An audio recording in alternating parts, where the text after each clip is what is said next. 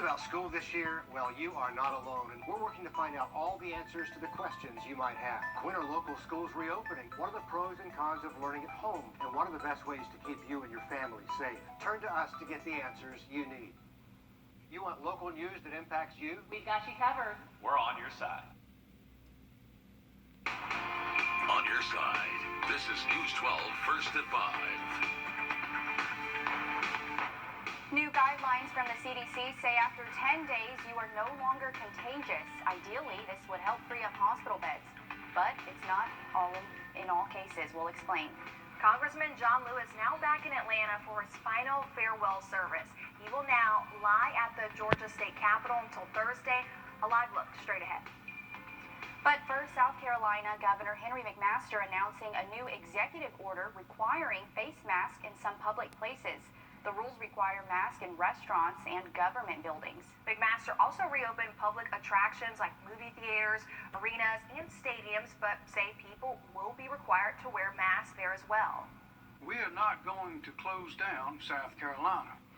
We went in with a measured, steady, deliberate approach, and we've come out, and we are not going to go back there, and we don't need to as long as we heed these safety measures. The governor's executive order goes into effect Monday, August 3rd. Columbia County Schools making the decision to go partially online just 1 week before school starts. Parents who don't have internet access are now scrambling to figure out what to do. Celeste Springer spoke with a parent who says getting all the resources her kids need is now a financial struggle.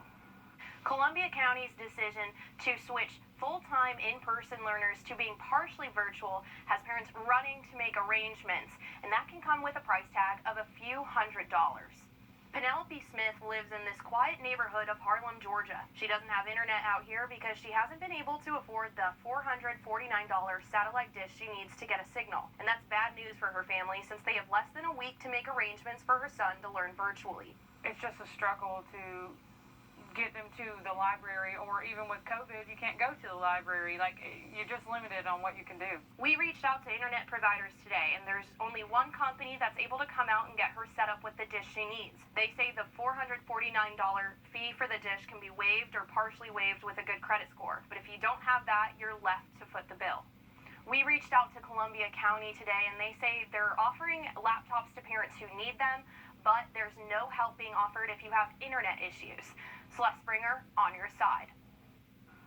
An important night for Aiken County schools. The school board is meeting at 6:30 to vote on pushing back the first day of school. Last night, Superintendent King Lawrence recommended the start date be moved from August 17th to August 31st. We'll be listening in and let you know what's decided.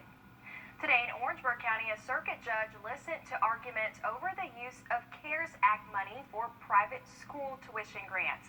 The judge did not make a ruling this afternoon. Last week, a plaintiff filed a temporary restraining order in response to Governor McMaster's plan to create these safe grants. The money is coming from the CARES Act. Those funds were frozen last week when the lawsuit was filed. The suit claims the state constitution says public funds cannot be given to religious or private educational institutions. Attorneys for the governor argue the money is not going to these private institutions, but rather the parents and students. Here's a live look at other local hospitals.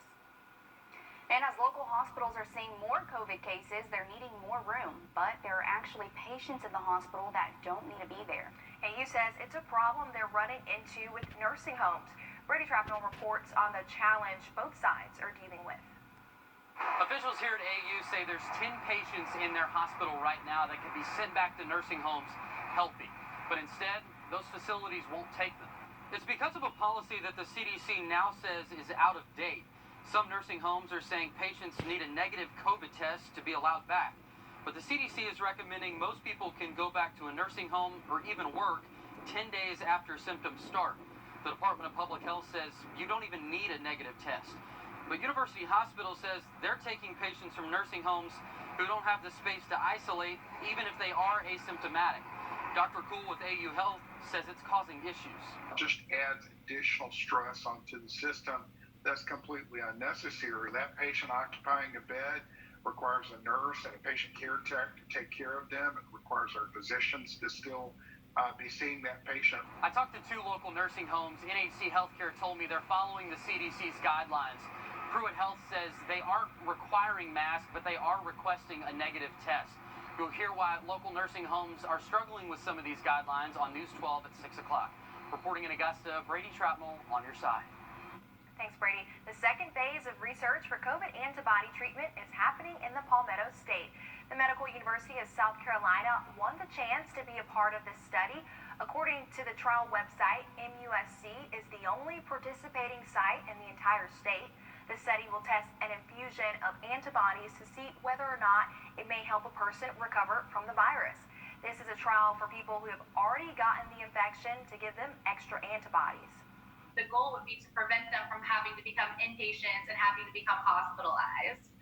So this is a great opportunity for us to catch patients earlier on rather than treat them once they're already so sick and needing to be hospitalized. The clinical trial wants to enroll about 300 people at multiple sites across the country. MUSC is hoping to enroll at least 10 people, possibly more, in the future. Investigators are searching for a missing woman after they found her 2-year-old son alone. Police say 21-year-old Layla Cavett was staying in the Atlanta area, then left for South Florida. That's where someone found her son Camden alone in a parking lot just north of Miami. Family members say they don't believe she abandoned her son, and they don't know why she would be in Florida.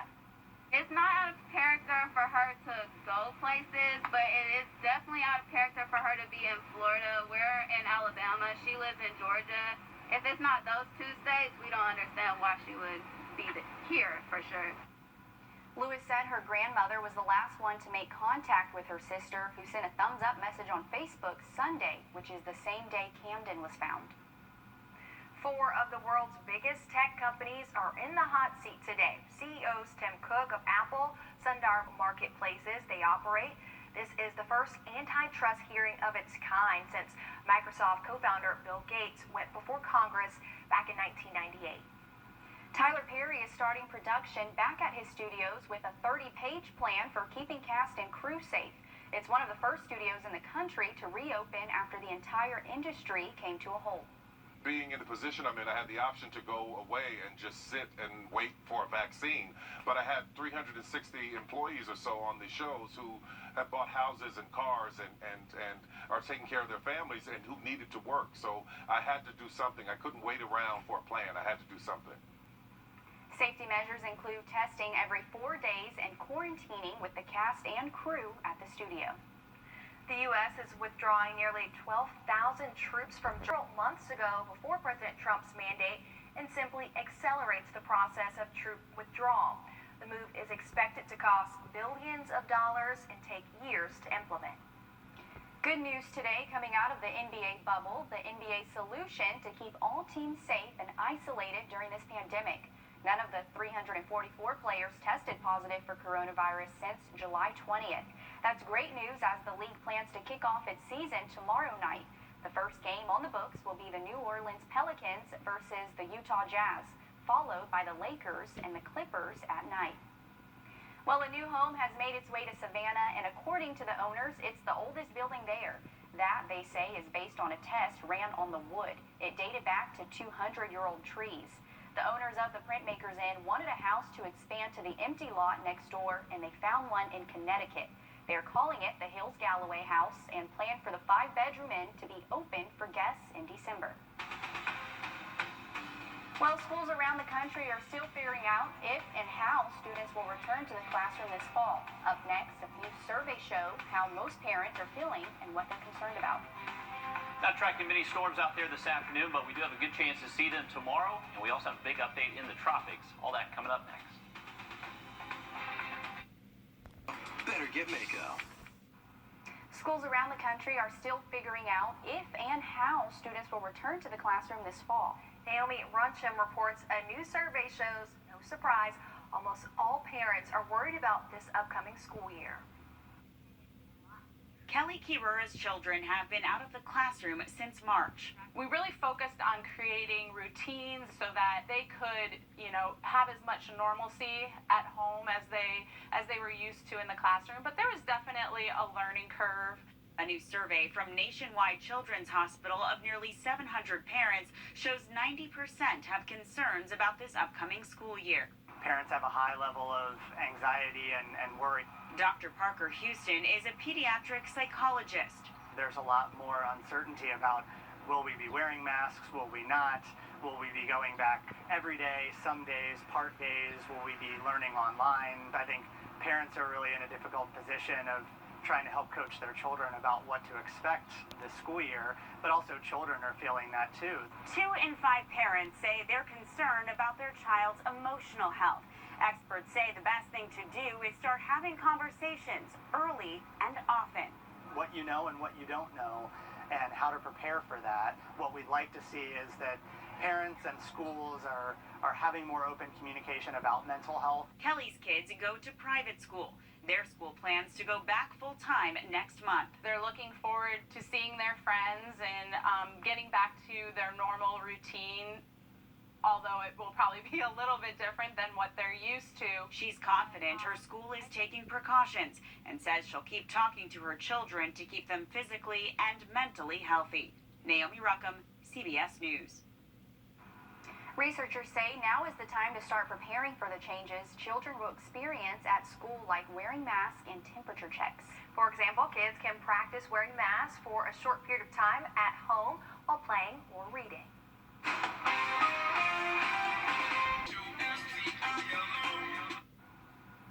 These 3 inmates at the Gwinnett County Jail are going viral and being praised after saving a deputy's life. We now have the video to prove it.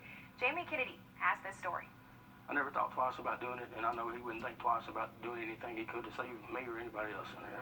Inmates at Gwinnett County Jail are being hailed as heroes by sheriffs after coming to the aid of a corrections deputy suffering from cardiac issues and passing out. And he was leaned back like this, and he was out cold, and he was already losing his color.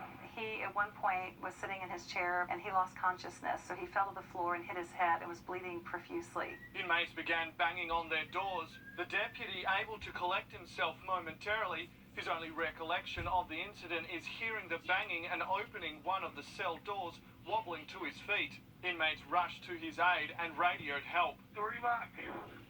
Officer needs help. Jail staff arrived in seconds to help the deputy. The inmate's heroic story gathering over 115,000 likes in less than half a day. The two are usually on opposite sides of the blue line. Luckily, not on this day. Respect goes both ways. And, just because we've made a mistake out there, it doesn't make us bad people. Just because they chose to be a police officer or deputy, it doesn't make them a bad people. I didn't see him as an officer at that point. I just seen another human being going down, needing help.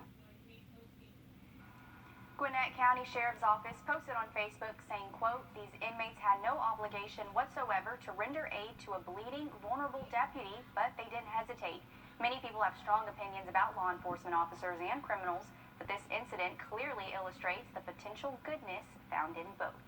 So well said. This challenges our perception of who we think inmates are. It's a great story. I'm so glad we were able to share it. And I love that quote at the end. You know, he didn't see him as an officer, just a person in need. Just a person. We're all part of this big community. All right, to weather now. Here's a look over Bobby Jones Expressway. Riley, it's really hot out, and you're also tracking the tropics for us. Yeah, we have a big update of the tropics coming up in just a little bit with a storm that could potentially impact us by early next week. But for this afternoon, we're not tracking many storms out there. A lot of us are currently dry. Temperatures have been on the hotter side for us here in Augusta and on the South Carolina side of the river. But many of our Georgia counties that saw a lot of cloud cover early on have struggled to make it out of the 80s today. But a current look at radar, not much going on. We had some storms to our north and to our south, so that's where most of the activity currently is happening and should continue to happen through this evening. Now, even though most of us are currently dry, I am still keeping that chance for just a spotty downpour up until around 9, 10 o'clock. After that, we should be completely dry, and temps generally staying in the mid-70s overnight, thanks to a good bit of cloud cover overnight. And the winds are expected to stay out the southwest anywhere from 5 to 10, so not going to be completely calm overnight. And actually, tomorrow, winds are expected to pick up a little bit. So we've been fairly calm across the region the last several days. Now, winds are expected to pick up over 10 miles an hour tomorrow afternoon in some spots. And we have a decent chance to see storms again on Thursday. So I would not anticipate you having to turn on your sprinklers tomorrow. By Friday and Saturday, you notice those temperatures are going to be cranking up a little bit, and those storm chances are going to be going down. So you may want to turn those sprinklers back on by Friday and into the weekend. But take a look at these wind speeds. It's been pretty calm out here the last several weeks, but heading into tomorrow afternoon, we are expecting those winds to pick up, say, anywhere from 8 to 12, maybe even a gust up to 20 miles an hour. Can't be ruled out. And on Friday, expected to stay just as a little bit breezy for us. I wouldn't necessarily call this windy by any means, but it will be a little bit more noticeable for you, and hopefully it'll make us feel a little bit better as well to provide some relief from the heat. We still have potential Tropical Cyclone 9. Unfortunately, this system just does not want to organize all too well, so it's technically not a tropical cyclone just yet. It is anticipated, though, to get a little bit more organized over the next few days and become a tropical storm. Now, it's moving fairly quickly, west-northwest at around 23 miles an hour. It's expected to continue that northwest track over the next couple of days, but the track is likely going to allow it to interact with some of the Dominican Republic, where there's a good bit of mountains there. So mountains, not good for tropical systems, kind of shreds them apart and prevents them from strengthening all too much. So that's one of the big takeaways from this, is that the intensity forecast for this does not have it making it above tropical storm strength. Now, intensity forecasts, you got to take a lot of salt with those, because those are not always that great. But another big thing is the track of this. So there's a lot of uncertainty in the track by early next week. The center of this storm, this cone of uncertainty, is showing you where just the center of that storm could be. So by early next week, it could be all the way off the Georgia coast or in the Gulf of Mexico. So once again, there's a lot of uncertainty, a lot of time between now and then. It is just something for us to watch right now. So we will continue to do that. Next couple of days, we got a chance for some storms, mainly afternoon hours, and get a little bit hotter by the weekend. The first ever black woman fighter pilot serving in the Navy. In 2 minutes, we'll hear from her and how she wants to inspire others to never give up.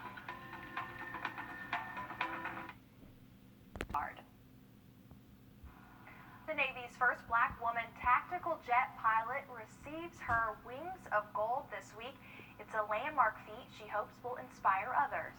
Danya Backus spoke with another pioneer whose achievement 40 years earlier helped pave the way.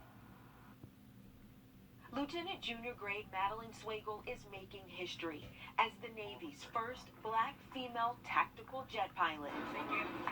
I am really honored that I get to wear the wings and get to fly planes and call myself a pilot. Hip, hip. The Virginia native graduated from the U.S. Naval Academy in 2017.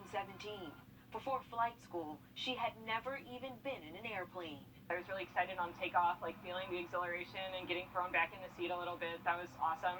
It's fun because it is difficult. Currently, only 15 black female aviators serve in the Navy. Swegel hopes those numbers change. I think that representation is important because we are a very diverse nation. I'm excited. I just think that this is wonderful. Swegel follows in the footsteps of the Navy's first black female aviator, Brenda E. Robinson, who earned her Wings of Gold 40 years earlier in 1980. Recruiters told her she would be a pioneer. You could check off 2 boxes because they hadn't let black people in, they hadn't let women in. All of a sudden, this is all new stuff. Robinson says representation is crucial. She runs aviation camps to show kids what is possible. I believe now, after even all these years, you can't just have a desire for something. You have to actually see it. Swegel is set to receive her Wings of Gold at a ceremony on Friday. After that, the sky's the limit. Danya Backus, CBS News. In June, the Navy announced the formation of a special task force to address issues of racism and sexism. The panel will make recommendations from reform in a number of areas, ranging from recruitment to career advancement. Just like that reporter said, sky's the limit. Well, we'll be right back with a final check of your forecast. Stay with us. On CBS. Follow News 1226 on Instagram to see what's trending in your area.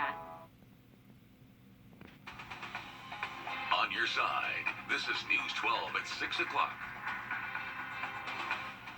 Public money to private schools? That's what a local judge is deciding after an order from the governor. We'll tell you what was decided. Plus, new guidelines from the CDC say you don't need a negative test to leave the hospital. But we found some nursing homes are not comfortable with that. We asked why and hear from doctors. And a local college team working to be role models for kids on the court and off. But first tonight, reopenings in South Carolina. Governor McMaster says public attractions like movie theaters, parks, and arenas can open back up on Monday. But there are guidelines you'll have to follow.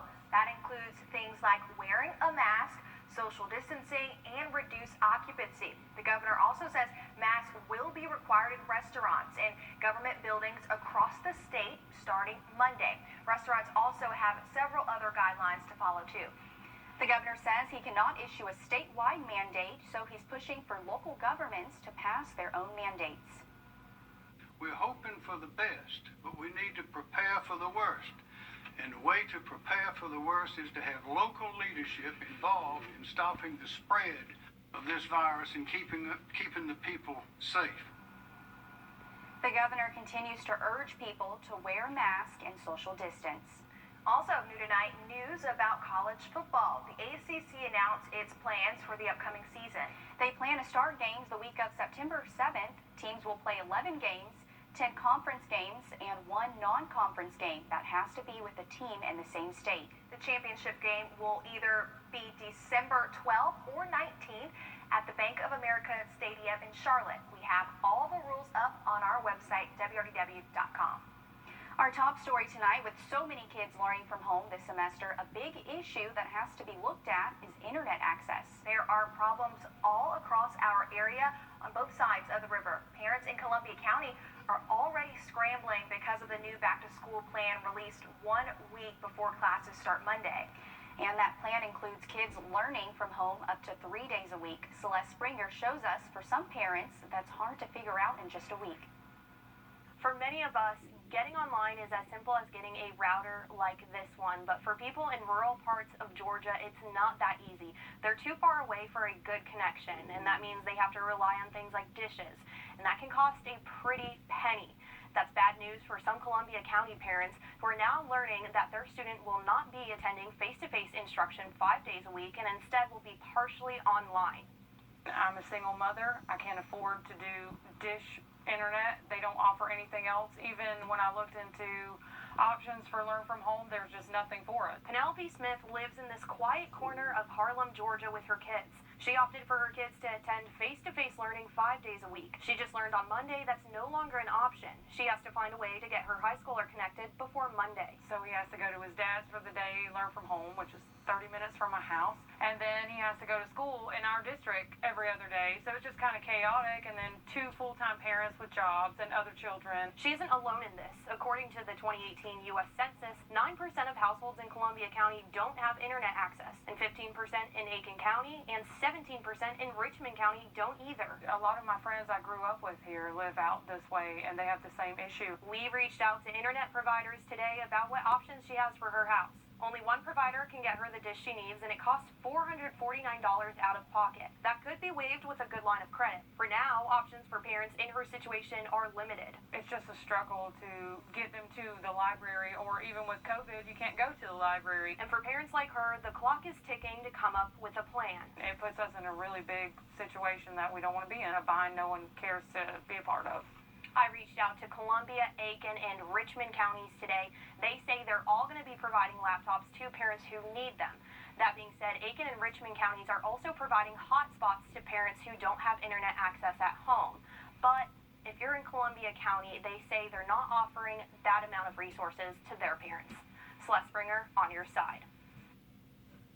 Thanks, Celeste. Also, parents in Columbia County, if you have a blended family and have kids with different last names, you can fill out a request to have those kids go to school on the same day. But the deadline to do that is tomorrow. You can go online and fill it out on the school district's website.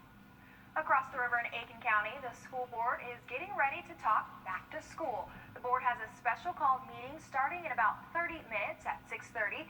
They'll be meeting virtually. We'll tell you what comes out of it tonight. And parents, keep in mind, if you want your child to do all virtual learning for the semester, Friday is the deadline to sign up. You can register on the Aiken County School District's website. A decision on whether the governor can use CARES Act money for private.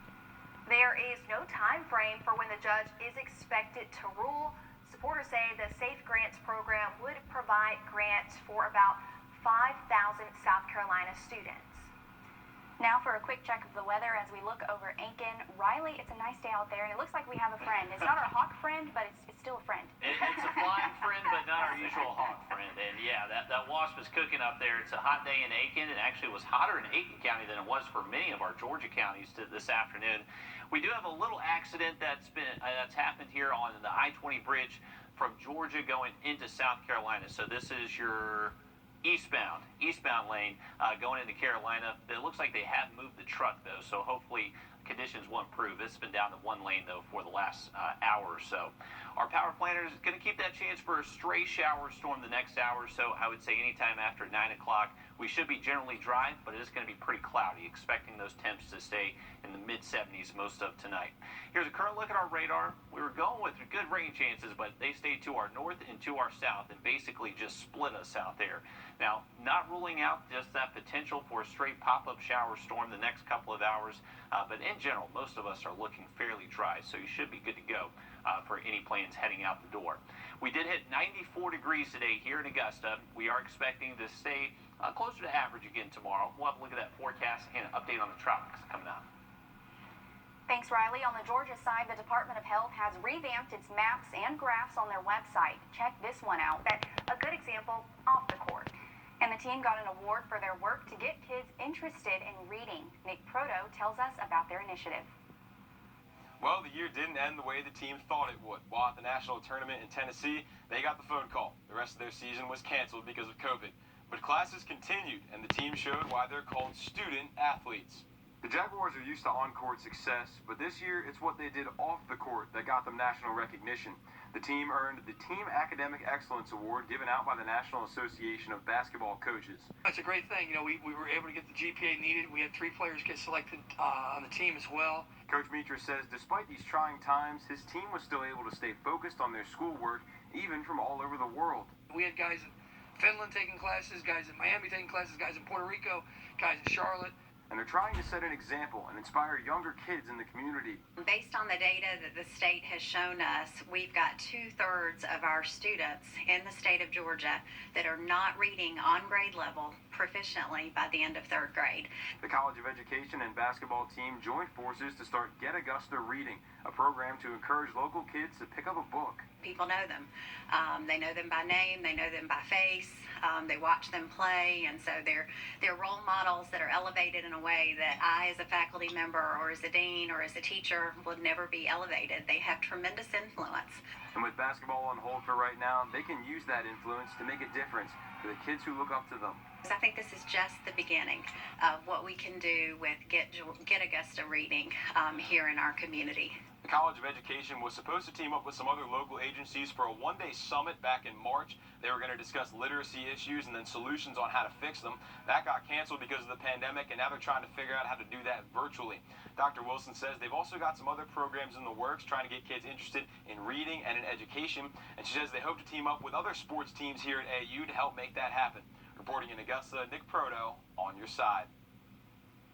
We're always looking for that feel-good story, and that was absolutely the best one in this show. We're glad to see them being role models.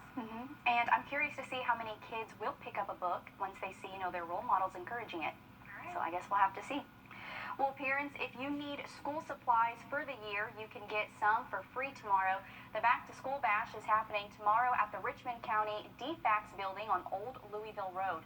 It starts at 10 a.m. and they'll hand out supplies until they're all gone. They say their goal is to give supplies to 100 students from kindergarten to 12th grade.